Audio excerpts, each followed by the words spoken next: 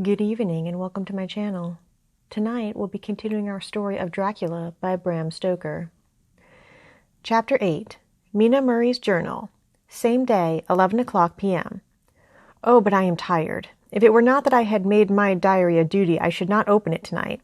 We had a lovely walk. Lucy, after a while, was in gay spirits, owing, I think, to some dear cows who came nosing towards us in a field close to the lighthouse and frightened the wits out of us. I believe we forgot everything except, of course, personal fear, and it seemed to wipe the slate clean and gave us a fresh start. We had a capital severe tea at Robin Hood's Bay in a sweet little old-fashioned inn with a bow window right over the seaweed-covered rocks of the Strand. I believe we should have shocked the new woman with our appetites. Men are more tolerant, bless them. Then we walked home with some, or rather many, stoppages to rest, and with our hearts full of a constant dread of wild bulls. Lucy was really tired, and we intended to creep off to bed as soon as we could. The young curate came in, however, and Mrs. Westenra asked him to stay for supper. Lucy and I had both a fight for it with the dusty miller. I know it was a hard fight on my part, and I am quite heroic. I think that some day the bishops must get together and see about breeding up a new class of curates, who don't take supper, no matter how they may be pressed to, and who will know when girls are tired. Lucy's asleep and breathing softly. She has more color in her cheeks than usual, and looks oh so sweet. If Mr. Holmwood fell in love with her seeing her only in the drawing-room, I wonder what he would say if he saw her now. Some of the new women writers will some day start an idea that men and women should be allowed to see each other asleep before proposing or accepting. But I suppose the new woman won't condescend in future to accept. She will do the proposing herself. And a nice job she will make of it, too. There's some consolation in that. I am so happy tonight, because dear Lucy seems better. I really believe she has turned the corner, and that we are over her troubles with dreaming. I should be quite happy if I only knew of Jonathan. God bless and keep him. August 11th, 3 a.m. Diary again. No sleep now, so I may as well write. I am too agitated to sleep. We have had such an adventure, such an agonizing experience. I fell asleep as soon as I had closed my diary. Suddenly, I became broad awake and sat up with a horrible sense of fear upon me and of some feeling of emptiness around me. The room was dark, so I could not see Lucy's bed. I stole across and felt for her. The bed was empty. I lit a match and found that she was not in the room. The door was shut but not locked as I had left it. I feared to wake her mother, who has been more than usually ill lately, so threw on some clothes and got ready to look for her. As I was leaving the room, it struck me that the clothes she wore might give me some clue to her dreaming intention. Dressing gown would mean house, dress outside. Dressing gown and dress were both in their places. Thank God, I said to myself. She cannot be far, as she is only in her nightdress. I ran downstairs and looked in the sitting room. Not there. Then I looked in all the other open rooms of the house, with an ever-growing fear chilling my heart. Finally, I came to the hall door and found it open. It was not wide open, but the catch of the lock had not caught. The people of the house are careful to lock the door every night, so I feared that Lucy must have gone out as she was. There was no time to think of what might happen. A vague, overmastering fear obscured all details. I took a big, heavy shawl and ran out. The clock was striking 1 as I was in the crescent, and there was not a soul in sight. I ran along the north terrace, but could see no sign of the white figure which I expected. At the edge of the west cliff above the pier, I looked across the harbor to the east cliff, in the hope or fear, I don't know which, of seeing Lucy in our favorite seat. There was a bright full moon, with heavy black driving clouds which threw the whole scene into a fleeting diorama of light and shade as they sailed across. For a moment or two I could see nothing, as the shadow of a cloud obscured St. Mary's Church and all around it. Then, as the cloud passed, I could see the ruins of the abbey coming into view, and as the edge of a narrow band of light as sharp as a sword cut moved along, the church and the churchyard became gradually visible. Whatever my expectation was, it was not disappointed, for there, on our favorite seat, the silver light of the moon struck a half-reclining figure, snowy white. The coming of the cloud was too quick for me to see much, for shadow shut down on light almost immediately. But it seemed to me as though something dark stood behind the seat where the white figure shone and bent over it. What it was, whether man or beast, I could not tell. I did not wait to catch another glance, but flew down the steep steps to the pier and along by the fish market to the bridge, which was the only way to reach the east cliff. The town seemed as dead, for not a soul did I see. I rejoiced that it was so, for I wanted no witness of poor Lucy's condition. The time and distance seemed endless, and my knees trembled and my breath came labored as I toiled up the endless steps to the abbey. I must have gone fast, and yet it seemed to me as if my feet were weighted with lead, and as though every joint in my body were rusty. When I got almost to the top, I could see the seat and the white figure, for I was now close enough to distinguish it even through the spells of shadow. There was undoubtedly something long and black bending over the half-reclining white figure. I called in fright, "Lucy! Lucy!" and something raised a head, and from where I was, I could see a white face and red, gleaming eyes. Lucy did not answer, and I ran on to the entrance of the churchyard. As I entered, the church was between me and the seat, and for a minute or so I lost sight of her. When I came in view again, the cloud had passed, and the moonlight struck so brilliantly that I could see Lucy half reclining with her head lying over the back of the seat. She was quite alone, and there was not a sign of any living thing about. When I bent over her, I could see that she was still asleep. Her lips were parted, and she was breathing, not softly as usual with her, but in long, heavy gasps, as though striving to get her lungs full at every breath. As I came close, she put up her hand in her sleep and pulled the collar of her nightdress close around her throat. While she did so, there came a little shudder through her as though she felt the cold. I flung the warm shawl over her and drew the edges tight around her neck, for I dreaded lest she should get some deadly chill from the night air, unclad as she was. I feared to wake her all at once, so in order to have my hands free that I might help her, I fastened the shawl at her throat with a big safety pin. But I must have been clumsy in my anxiety and pinched or pricked her with it, for by and by, when her breathing became quieter, she put her hand to her throat again and moaned. When I had her carefully wrapped up, I put my shoes on her feet and then began very gently to wake her. At first she did not respond, but gradually she became more and more uneasy in her sleep, moaning and sighing occasionally.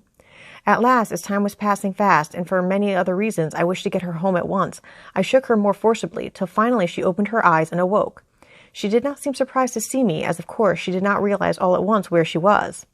Lucy always wakes prettily, and even at such a time when her body must have been chilled with cold, and her mind somewhat appalled at waking unclad in a churchyard at night, she did not lose her grace. She trembled a little and clung to me when I told her to come at once with me home. She rose without a word, with the obedience of a child. As we passed along, the gravel hurt my feet, and Lucy noticed me wince. She stopped and wanted to insist upon my taking my shoes, but I would not. However, when we got to the pathway outside the churchyard, where there was a puddle of water remaining from the storm, I dabbed my feet with mud, using each foot in turn on the other, so that as we went home, no one, in case we should meet anyone, should notice my bare feet. Fortune favored us, and we got home without meeting a soul. Once we saw a man who seemed not quite sober passing along a street in front of us, but we hid in a door till he had disappeared up an opening such as there are here, steep little closes, or wynds as they call them in Scotland. My heart beat so loud all the time that sometimes I thought I should faint. I was filled with anxiety about Lucy, not only for her health, lest she should suffer from the exposure, but for her reputation in case the story should get wind. When we got in and had washed our feet and had said a prayer of thankfulness together, I tucked her into bed. Before falling asleep, she asked, even implored me not to say a word to anyone, even her mother, about her sleepwalking adventure. I hesitated at first to promise, but on thinking of the state of her mother's health, and how the knowledge of such a thing would fret her, and thinking too of how much a story might become distorted, nay, infallibly would, in case it should leak out, I thought it wiser to do so. I hope I did right. I have locked the door, and the key is tied to my wrist, so perhaps I shall not be again disturbed. Lucy is sleeping soundly. The reflex of the dawn is high and far over the sea. Same day, noon. All goes well. Lucy slept till I woke her, and seemed not to have even changed her side. The adventure of the night does not seem to have harmed her. On the contrary, it has benefited her, for she looks better this morning than she has done for weeks. I was sorry to notice that my clumsiness with the safety pin hurt her. Indeed, it might have been serious, for the skin of her throat was pierced. I must have pinched up a piece of loose skin and have transfixed it, for there are 2 little red points like pinpricks, and on the band of her nightdress was a drop of blood. When I apologized and was concerned about it, she laughed and petted me, and said she did not even feel it. Fortunately, it cannot leave a scar, as it is so tiny. Same day, night. We passed a happy day. The air was clear and the sun bright, and there was a cool breeze. We took our lunch to Mulgrave Woods, Mrs. Westenra driving by the road, and Lucy and I walking by the cliff path and joining her at the gate. I felt a little sad myself, for I could not but feel how absolutely happy it would have been had Jonathan been with me. But there, I must only be patient. In the evening, we strolled in the casino terrace and heard some good music by Spora and Mackenzie, and went to bed early. Lucy seems more restful than she has been for some time, and fell asleep at once. I shall lock the door and secure the key the same as before, though I do not expect any trouble tonight. August 12th. My expectations were wrong, for twice during the night I was wakened by Lucy trying to get out. She seemed, even in her sleep, to be a little impatient at finding the door shut, and went back to bed under a sort of protest. I woke with the dawn and heard the birds chirping outside the window. Lucy woke too, and I was glad to see was even better than on the previous morning. All her old gaiety of manner seemed to have come back, and she came and snuggled in beside me and told me all about Arthur. I told her how anxious I was about Jonathan, and then she tried to comfort me. Well, she succeeded somewhat, for though sympathy can't alter facts, it can help to make them more bearable. August 13th. Another quiet day, and to bed with the key on my wrist as before. Again, I awoke in the night and found Lucy sitting up in bed, still asleep, pointing to the window. I got up quietly and, pulling aside the blind, looked out. It was brilliant moonlight, and the soft effect of the light over the sea and sky, merged together in one great silent mystery, was beautiful beyond words. Between me and the moonlight flitted a great bat, coming and going in great whirling circles. Once or twice it came quite close, but was, I suppose, frightened at seeing me, and flitted away across the harbor towards the Abbey. When I came back from the window, Lucy had lain down again, and she was sleeping peacefully. She did not stir again all night. August 14th. On the East Cliff, reading and writing all day. Lucy seems to have become as much in love with the spot as I am, and it is hard to get her away from it when it is time to come home for lunch or tea or dinner. This afternoon she made a funny remark. We were coming home for dinner, and had come to the top of the steps up from the West Pier and stopped to look at the view as we generally do. The setting sun, low down in the sky, was just dropping behind Kettleness. The red light was thrown over on the East Cliff and the old Abbey, and seemed to bathe everything in a beautiful rosy glow. We were silent for a while, and suddenly Lucy murmured as if to herself, "His red eyes again. They are just the same." It was such an odd expression, coming apropos of nothing, that it quite startled me. I slewed round a little, so as to see Lucy well without seeming to stare at her, and saw that she was in a half-dreamy state, with an odd look on her face that I could not quite make out. So I said nothing, but followed her eyes. She appeared to be looking over at her own seat, whereon was a dark figure seated alone. I was a little startled myself, for it seemed for an instant as if the stranger had great eyes like burning flames. But a second look dispelled the illusion. The red sunlight was shining on the window of St. Mary's Church behind our seat, and as the sun dipped, there was just sufficient change in the refraction and reflection to make it appear as if the light moved. I called Lucy's attention to the peculiar effect, and she became herself with a start, but she looked sad all the same. It may have been that she was thinking of that terrible night up there. We never referred to it, so I said nothing, and we went home to dinner. Lucy had a headache and went early to bed. I saw her asleep and went out for a little stroll myself. I walked along the cliffs to the westward and was full of sweet sadness, for I was thinking of Jonathan. When coming home, it was then bright moonlight, so bright that, though the front of our part of the crescent was in shadow, everything could be well seen. I threw a glance up at our window and saw Lucy's head leaning out. I thought that perhaps she was looking out for me, so I opened my handkerchief and waved it. She did not notice or make any movement whatever. Just then, the moonlight crept round an angle of the building, and the light fell on the window. There distinctly was Lucy, with her head lying up against the side of the window-sill and her eyes shut. She was fast asleep, and by her, seated on the window-sill, was something that looked like a good-sized bird. I was afraid she might get a chill, so I ran upstairs, but as I came into the room, she was moving back to her bed, fast asleep, and breathing heavily. She was holding her hand to her throat as though to protect it from cold. I did not wake her, but tucked her up warmly. I have taken care that the door is locked and the window securely fastened. She looks so sweet as she sleeps, but she is paler than is her wont, and there is a drawn, haggard look under her eyes which I do not like. I fear she is fretting about something. I wish I could find out what it is. August 15th. Rose later than usual. Lucy was languid and tired, and slept on after we had been called. We had a happy surprise at breakfast. Arthur's father is better, and wants the marriage to come off soon. Lucy is full of quiet joy, and her mother is glad and sorry at once. Later on in the day, she told me the cause. She is grieved to lose Lucy as her very own, but she is rejoiced that she is soon to have someone to protect her. Poor dear sweet lady! She confided to me that she has got her death warrant. She has not told Lucy, and made me promise secrecy. Her doctor told her that within a few months at most she must die, for her heart is weakening. At any time, even now, a sudden shock would be almost sure to kill her. We were wise to keep from her the affair of the dreadful night of Lucy's sleepwalking. August 17th. No diary for 2 whole days. I have not had the heart to write. Some sort of shadowy pall seems to be coming over our happiness. No news from Jonathan, and Lucy seems to be growing weaker, whilst her mother's hours are numbering to a close. I do not understand Lucy's fading away as she is doing. She eats well and sleeps well and enjoys the fresh air, but all the time the roses in her cheeks are fading, and she gets weaker and more languid day by day. At night I hear her gasping as if for air. I keep the key of our door always fastened to my wrist at night, but she gets up and walks about the room and sits at the open window. Last night I found her leaning out when I woke up, and when I tried to wake her I could not. She was in a faint. When I managed to restore her, she was as weak as water, and cried silently between long, painful struggles for breath. When I asked her how she came to be at the window, she shook her head and turned away. I trust her feeling ill may not be from that unlucky prick of the safety pin. I looked at her throat just now as she lay asleep, and the tiny wounds seem not to have healed. They are still open, and if anything larger than before, and the edges of them are faintly white. They are like little white dots with red centers.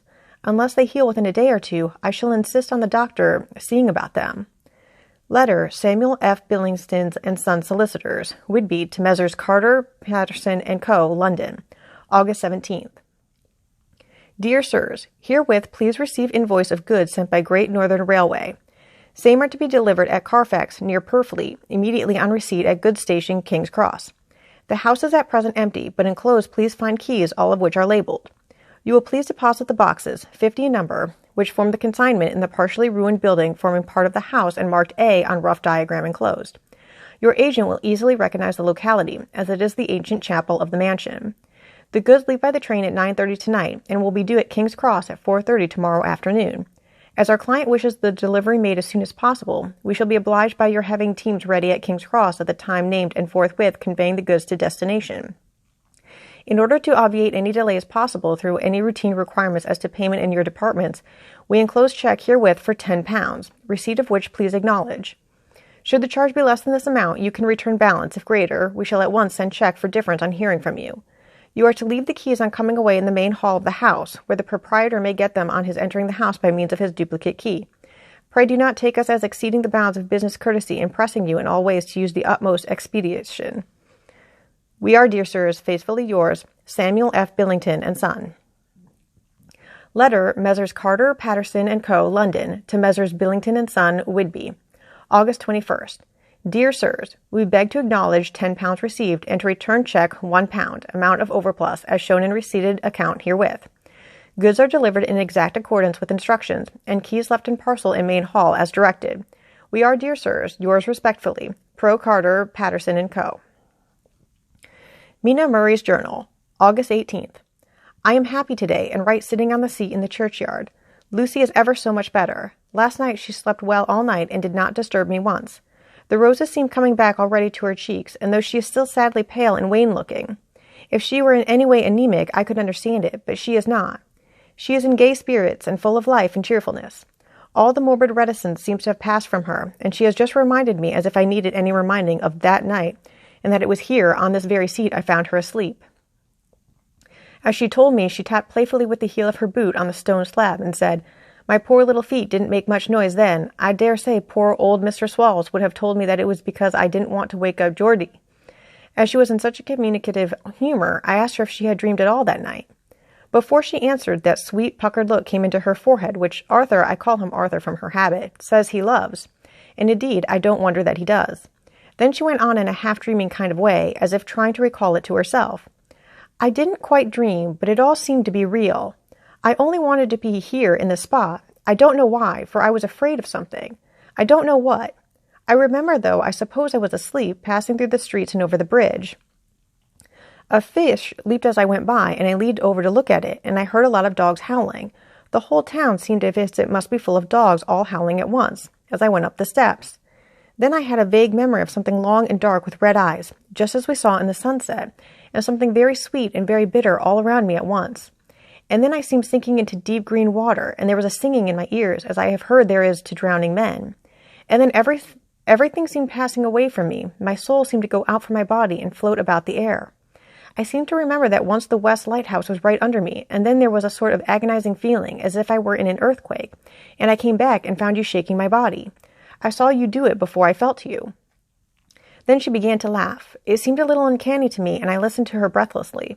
I did not quite like it, and thought it better not to keep her mind on the subject, so we drifted on to other subjects, and Lucy was like her old self again.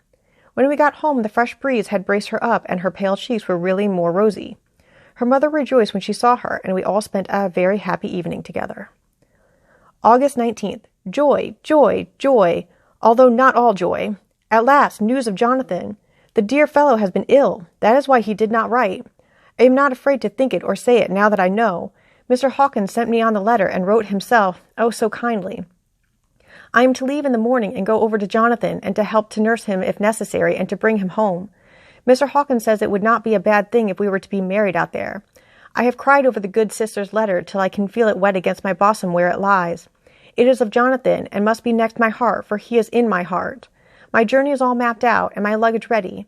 I am only taking one change of dress. Lucy will bring my trunk to London and keep it till I send for it may be that I must write no more. I must keep it to say to Jonathan, my husband. The letter that he has seen and touched must comfort me till we meet.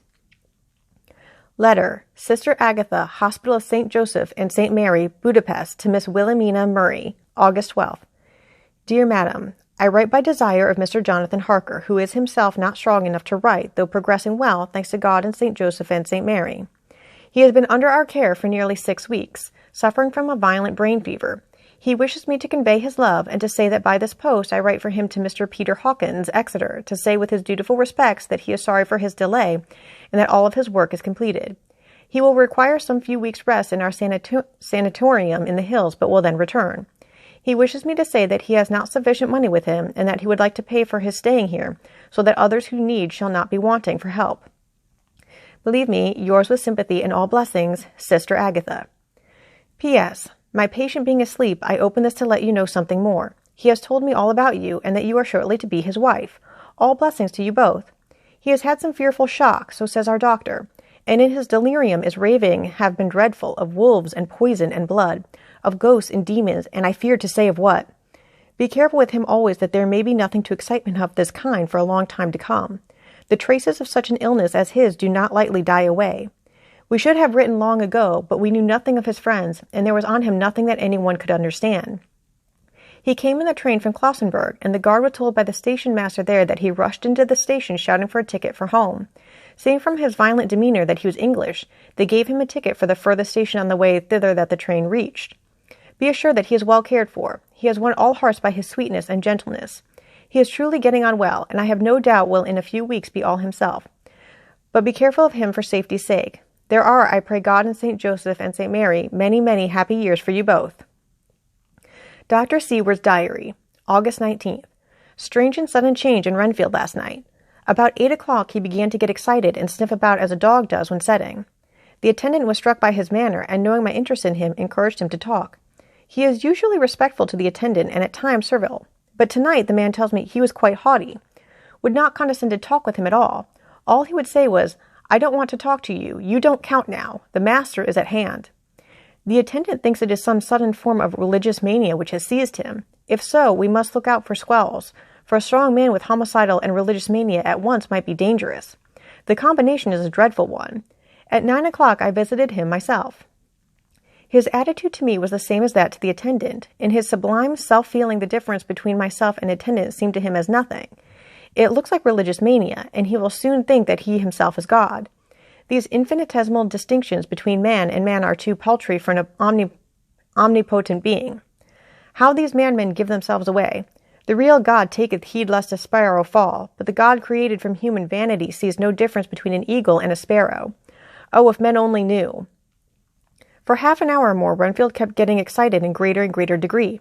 I did not pretend to be watching him, but I kept strict observation all the same. All at once that shifty look came into his eyes, which we always see when a madman has seized an idea, and with it the shifty movement of the head and back which the asylum attendants come to know so well.